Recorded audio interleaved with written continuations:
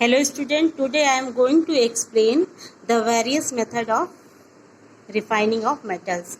The first is distillation, second liquefaction and electrolysis, zone refining, vapor phase refining and chromatography method. The first is distillation. It is very useful for low boiling metals like zinc and mercury. Distillation method वहाँ पे use किया जाता है जहाँ पे उस metal को separate किया जाता है जिनकी बॉइलिंग पॉइंट कम होती है. ठीक है. Liquefaction method. In this method the low melting metal like tin can be made to flow a sloping surface. In this way it is separated from higher melting impurities. और liquefaction method उस metal के लिए use किया जाता है जिनकी melting point कम होती है. हायर मेल्टिंग पॉइंट वाले जो इम्प्योरिटी होते हैं और लो मेल्टिंग पॉइंट उसमें मेटल होती है. तो मेटल का अगर मेल्टिंग पॉइंट लो होता है तो वो ईजिली जो है वहाँ से फ्लो कर लेते हैं. मतलब फ्लो का मतलब मेल्ट होके निकल जाता है. तीसरा आ गया हमारा इलेक्ट्रोलाइटिक रिफाइनिंग. इलेक्ट्रोलाइटिक रिफाइनिंग में दो तरह के इलेक्ट्रोड होते हैं, एनोड और कैथोड. जिसकी रिफाइनिंग की जाती है जिस मेटल की, सेम मेटल इम्प्योर होता है और वही हमारा प्योर फॉर्म में भी होता है. यानी कि in this method the impure metal is made to act as anode. A strip of same metal in pure form is used at cathode. यानी कि दो इलेक्ट्रोड होते हैं, एनोड और कैथोड. मेटल सेम होते हैं. जो एनोड जिस मेटल का बना होता है उसी मेटल का कैथोड भी बना होता है.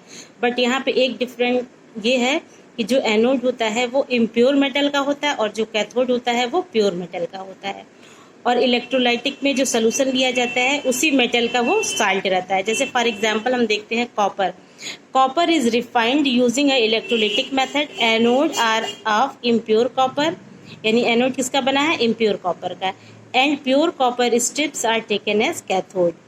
एनोड जो है इम्प्योर कॉपर का है, कैथोड हमारा प्योर कॉपर का है. The electrolytic is acidified solution of copper sulphate. और इसमें जो सोल्यूशन लिया जाता है इलेक्ट्रोलिसिस करने के लिए वो किसी का है? उसी मेटल का है. जैसे कॉपर को रिफाइन करना है तो कॉपर सल्फेट सोल्यूशन भी लेंगे. And the net result of electrolysis is the transfer of copper in pure form from the anode to cathode. और यहाँ पे जब इलेक्ट्रोलिसिस होता है तो जो कॉपर का प्योर फॉर्म होता है वो एनोड से कैथोड की तरफ जाता है. अब यहाँ पे इलेक्ट्रोलिसिस जब करवाते हैं तो एनोड पर ये प्रोसेस होता है. ये इम्प्योर कॉपर है, यहाँ से ये पॉजिटिव में चेंज हो जाता है. फिर ये क्या होता है? कैथोड पर जाकर प्योर फॉर्म में निकल जाता है. इसमें जो इम्प्योरिटी होती हैं वो एनोड पर डिपॉजिट हो जाती हैं. इसी तरह से जिंक को भी इसी मेथड के थ्रू रिफाइन किया जाता है. नेक्स्ट मेथड हमारा आ जाता है zone refining. Zone refining. This method is based on the principle that the impurity are more soluble in the melt as in solid state of the metal. Zone refining वहाँ पे use किया जाता है जहाँ पे इम्प्योरिटी ज़्यादा amount में melt हो जाती है. ठीक है. मेल्टिंग फॉर्म में ज़्यादा सॉलेबल होती है. सॉलिड स्टेट के मेटल में की अपेक्षा मेल्ट फॉर्म में इम्प्योरिटी ज़्यादा सॉलेबल होती है. यहाँ पे एक मोबाइल हीटर को फिक्स्ड कर दिया जाता है इम्प्योर मेटल के रॉड में. जैसे ये like this. A circular mobile heater is fixed at one end of rod of impure metal. impure metal के rod के end में एक मोबाइल हीटर को फिक्स कर दिया जाता है.